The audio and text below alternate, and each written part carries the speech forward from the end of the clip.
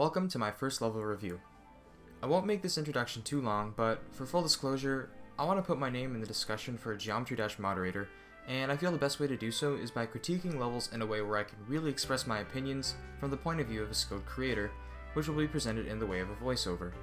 Without further ado, it's time to start with Aerodynamics by BranSilver. Aerodynamics reminds me of many things. I can see elements of different creators and different eras of Geometry Dash in this one level, which makes for a finished product which, honestly, feels kind of outdated. I feel like it owes a lot to Mid 2.0 and to creators like ADL, Alkali, Taman, and most notably Nascub, where the level takes clear inspiration from his levels Takeoff and Airtime. On top of this level isn't really much more than just a solid design level, and doesn't really do anything to separate itself from the bunch. To put it simply, I don't find the level all that impressive, and I think just about anyone could make it. In this case, BranSilver is the one who did it. However, something I must give BranSilver credit for is making a level inspired by two others which were the epitome of minimalistic design levels for the time they were made. You would think this would make Aerodynamics feel boring and empty, but this is not the case. Aerodynamics is colorful and isn't empty after the first part, and yet still manages to pull off a minimalistic feel. I also need to mention how well executed this level is. There are many small details which I noticed, which allowed me to enjoy the level even more.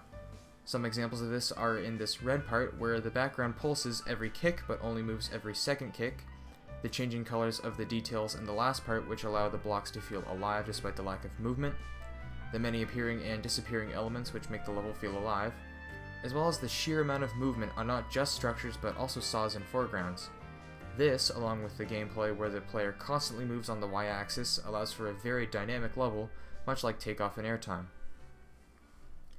Something I don't overly like about this level is how much black there is in the blocks and saws.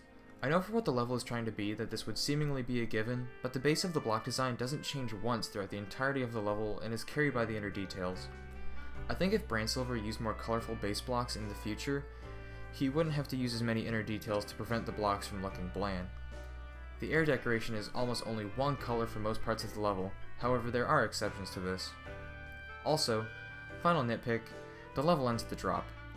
For a minimalistic level like this, I think it would not have been too difficult to extend the level just a little bit into the drop and give the player a final shot of intensity.